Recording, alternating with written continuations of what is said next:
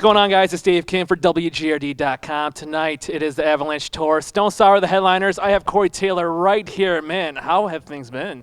It's been great. Just been hating Asians, and I had to say something, man. You know, I mean, people are gonna say this like, really? Does he hate? He hates Asians? I'm like, where did this even come from? No, the tour's been great. We've just been looking forward to getting to Grand Rapids, so I mean, we're stoked. Awesome. I mean, dude, it's weird seeing you with short hair right now. I know it's been a couple years, but still. I had the mohawk going on, and there was an unfortunate razor accident, and I was like, oh no! I just gotten, like, it was super long and thick and super curly, so I looked like I had several Arabian shoes on top of my head because they would kind of come back like this. I looked like I had like Aladdin's footwear on my head. Right. But then I accidentally, like, that's kids. If you're gonna have a hairstyle, don't do it yourself, all right? You're gonna slip and you're gonna end up with like a changing lane right in the middle, and then you'll just have to start all over from scratch. So that's why I have my serial killer look today, which is very delicious. I like it. And now you know Rainbow Star, because that was a PSA. It was. CBS cares. NBC. Oh, yeah, whatever. Whatever, some shit like that. Same thing. Audio Secrecy, you guys released it in last September. Has the response been everything you expected? Oh, yeah, absolutely. There are 200 women who are pregnant now. That's a fact. Yeah, that's better than SoundScan numbers. I'm giving you stats right now. I mean, hey, you're welcome. That's all I really got to say. Sparkly teeth. Yeah, totally. Oh God, I wish. Oh, I need to get like with just one silver tooth that with like an LED light in it, you know, so I can hit a button and it just goes like starts freaking out like a rave, you know. Got a rave in my mouth. What? Are you taking E? No. Who needs E when you've got a strobe tooth? I got a strobe tooth. It's wonderful. Nice. Now you describe heavy, melodic, dark. It's light. It's melodic, of course. Prime example, Hesitate. Was it kind of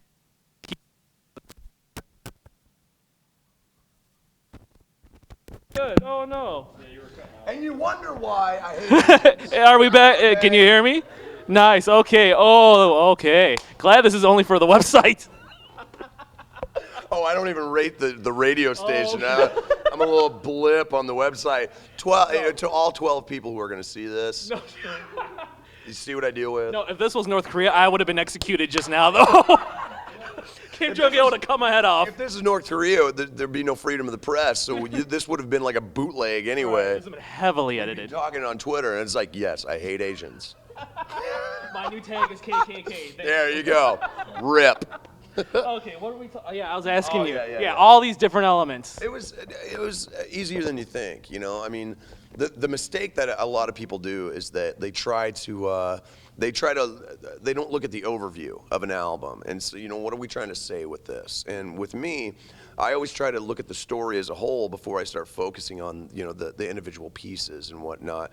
And it just made sense to kind of tell the story of the last few years of my life, you know. I mean, obviously, you know, leading up to, you know, meeting my wife, and you know, just kind of finding some joy in life, and it all just kind of fit, you know. So it wasn't too difficult, but you know, I think it came together pretty well. Nice. Now, of course, your other band, Slipknot. When you balance the two, how do you approach songwriting? As in, I'm just gonna write a song and then it'll come to me later, which band it is, or do you go, hey, I'm gonna write a Stone Sour song right now? I usually know. You know, I'm usually pretty cognizant of which, you know, when I'm writing something, I'm like, oh, this is totally a Stone Sour song, and vice versa.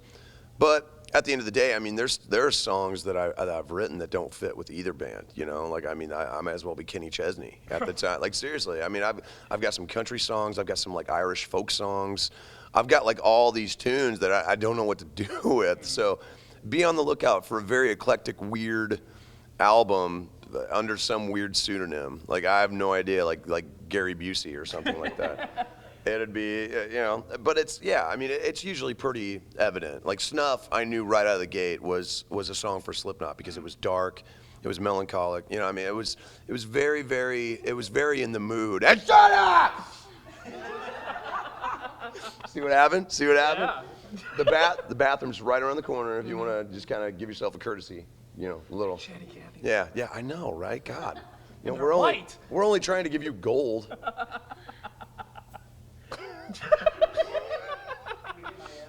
That's the mocha talking, by the way. A lot of sugar. Well, John from Skillet was like, I'm all about pop. I need pop, or I will kick someone's ass. Pop. That tells you where they're from. Oh, soda. I should say. He said No, soda. no. I Did he said say pop. soda? You Yeah. say pop. See, Yes. that tells you where you're from. Yeah, exactly. Where are you from? I'm a legal citizen. Are you? Let me see your birth certificate. I left it. Oh boy. Speaking of soul stuff, one Yes. of our Facebook users, fans, he said, where is it here? Okay, David Coles, this is for you. He asked, when are we going to hear some more solo work? I love Xmas and the collabo you did with Travis Barker, which of course On My Own. Love that song. Yeah, I love the video for Xmas, man. It's hilarious. Yeah, that was, I mean, the great thing about a solo album is that there's always time to do it. I'm, kind of juggling 12 different projects at once, and it's something that if I do it, I don't want to piece it together. If I'm gonna do it, I want to have time to just sit down and do it. And, I'm always thinking like 5 years ahead. So I mean, I've already got a ton of stuff kind of on the fire for the next 5 years and whatnot. And solo album, when it happens, it'll happen, and it'll be the right time to do it. It doesn't mean I'm not still kind of writing stuff and putting stuff together that I'm like, oh, that could be cool. I'll just shove that over in the corner there, and nobody's gonna notice it, But it's not high on my priority list. I mean, the last thing I need is to be trying to figure out how to break another album. I'm like, oh God, really? So when I do it, everybody will know. Gotcha. Now, it's like you never take a rest. You're obviously touring with Stone Sour, Slipknot, getting back on stage for the Soundsphere Festival. How are you preparing yourself? Because I'm sure that's just going to be a bottle of emotions. That's June in Greece, right? Yeah. It's we're doing 3 weeks, and I mean, honestly, I mean, I've tried to figure out how to prepare for it, and there really is no way. I mean, you just kind of have to. You just have to prepare yourself for what you're going to do. The emotions naturally come. I mean, we, Paul's funeral was, last year, and 2 weeks later I was on the road. So it was pretty heavy duty. And I mean, the first time I stepped on stage with any band, like it was pretty heavy, and the fans were there. So I mean, the emotions are going to come. You just have to prepare yourself to be able to do what you're going to do. But the way that we've been approaching it is that, it's a celebration of Paul. It's a celebration of his music. It's a celebration of the band that, he and Clown started, and then we helped make what it is. So to me, I'm going to try and, keep the positivity as much as possible. It's going to be a little bittersweet, at the end of the day. But, for me, this is kind of a baby step towards seeing what's going to happen later. And nothing's happening immediately. I can tell everyone that. We're not, we have no plans for an album. We have no plans to do anything other than this tour at the moment. And, but, I mean, if it goes well, if everyone's able to kind of pull together and really do what's right for Paulie, then we'll see what happens. Now, why has there been kind of like the inconsistency between all the band members? Because I mean, Joey Jordison said, "Yes, we're going to do an album." You said, "Don't hold your breath." Like, have you guys not just sat down and decided the concrete future for the long term? Yeah. No, that hasn't happened. The only thing we've really sat down together as a band and we did was talk about the tour and what we were going to do and whatnot.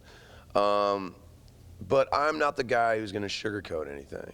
I'm not the one who's going to spoon feed false hope to fans, especially about something like this.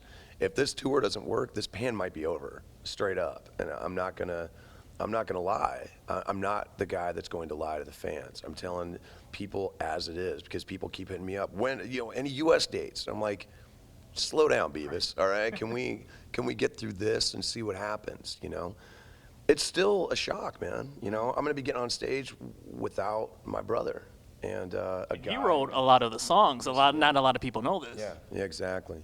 So until things make sense for me, I am not going to be the cheerleader. I just can't be. I mean, first of all, the fans would see through it. Second of all, I would feel terrible being that guy. So as long as I just keep it real and keep it in perspective, we'll see what happens. You were on tour earlier with Avenged for their Nightmare After Christmas tour, who went through something similar with the Rev over a year and a half ago. What were there like maybe not therapy sessions, but were you guys like just on the road together, just talking it out? Well, we definitely bonded. First of all, we're guys, so we don't talk. Right. We tell fart jokes. That's what we do. But I've known those guys a long time. And to be able to kind of, we were together off and on for, God, 6-7 months, just doing tours and whatnot. So they were able to kind of lighten up around us, which was good, and we talked a little bit about it, but not a lot, when you've got a show that night, there's really a lot that goes into, preparing yourself for it, absolutely. You gotta make sure that you're on it, if you're not, anything could happen. You can injure yourself. You're not paying attention. It means more to us that the fans walk away with a wow, that show was amazing, than to kind of just strip our focus. So we would hang out, and they're still great dudes. I just saw them at the Revolver Awards, and they cleaned up. I was very proud of them. And first thing they did was run up to me and give me a huge hug. So. They're great dudes, and if they ever need me, I'm always there for them. At the Revolver Awards, was it kind of weird when Mike Portnoy, who he won the Best Drummer award, how was the atmosphere when he went up and accepted it? It was interesting. I was kind of on the outside. I had my own thing kind of going on, trying to figure out. I presented an award to Motley, and I did a song with Duff's band. So. At this point in my life, I try to keep myself out of as much drama as possible. And so I could see, like, they were at one end of the hallway, he was at the other, and I believe that's how it stayed. And so good for them. They treated it exactly how they needed to treat it. And, that should be the end of it. After Sonosphere, what's next for you? Another Stone Sour album? Will you be Velvet Revolver's new lead singer? No, I'm not Velvet Revolver's new lead singer. There's been so much speculation that I think that was one of the reasons that it kind of went away. And at the end of the day, we got together, we jammed. Some guys were feeling it, some weren't. It was just, it is what it is. And the last thing I need is a 12th band. I'm not going to lose any sleep. Yeah, exactly. Well, Jack White, he's got bands where he's the only dude. Right. So it's like, well, which band is this? So yeah, it's between writing and recording and writing with other people and writing books and whatnot, I'm set. I'm fine. I'm not losing any sleep about it. Plus, I made some great friends. Right. And but as far as like the rest of the year goes, I'm gonna take some well-deserved time off. It'll be the first time I've had more than 3 weeks off in a long time. So I'm pretty stoked about that. And we're actually starting to work on new stuff for a Stone Sour album. Something very grandiose. Something very that could freak out a lot of people. And if we get to do it, it'll be huge, and it'll be everything that anybody's ever wanted us to do. That is quite the tease. One last thing I want to touch on. You seem to have amazingly kept your sense of humor after such a roller coaster ride you've had last week. Just following your tweets, you watched Shark Top. What is it called? Sharktopus. Sharktopus, yeah. One of the greatest, worst movies of all time. Second only to Mega Shark versus Giant Octopus. That's a whole new realm of hell. It really is. Sci-Fi's doing their Monster Madness. They have I can't even pronounce it. Sharktopus versus Piranhaconda. Yeah. Who would you pick? Oh, Sharktopus. Every day. Piranhaconda, boo. Sharktopus. There's a scene in Sharktopus that will make you giggle like a 3-year-old kid. It involves a bungee jump. And a squealing, it's so good, man. It's like, really? Wow. If you ever wanted to know what a human looked like, if you dropped it into a fondue pot or something, or you just dangled it in front of him. Oh, it's so good. Oh, it's fucking genius. I'm sorry, I gotta curse. It's fucking amazing. You've got to see this movie. It is so terrible, and it stars Eric Roberts. So that's all you need. That's all you need. Nice. But if you're into bad movies, nothing, and I mean nothing, beats Mega Shark versus Giant Octopus. Stars Deborah Gibson. Oh, yeah, Tiffany's in it. Yeah, and Lorenzo Lamas. Those are the two marquee names on that movie. Okay, not to be confused with Ice Spiders, which is equally bad, and that stars Patrick Muldoon and Stephen J. Cannell, the TV producer, but who didn't produce this. He's just an actor in it, and I'm like, really? Okay. It's terrible. That's your trifecta. Go do your homework, watch those, and then I look forward to your tweets. They're like C movies. I look forward to your emails and lawsuits. Now, one last question. Would you rather get kicked in the balls or punched in the taint? I saw your shirt. I just had to ask. Not that. No, not that shirt. What the fuck are you talking about? You know what shirt I'm talking about. I don't. Oh, come on. Don't give me that. I don't. I will punch you in the taint. I saw it. Punch you in. Oh, yeah. My brother-in-law had that made for me for Christmas. Nice. Yeah. And was it my wife? Did you unveil it at a family gathering? I better not. No. I better not say anything else. I got a huge taint. Oh, okay. So I could probably take a shot. You know, Nice. the balls are a little more precocious. You know. So on that note, I hate Asian.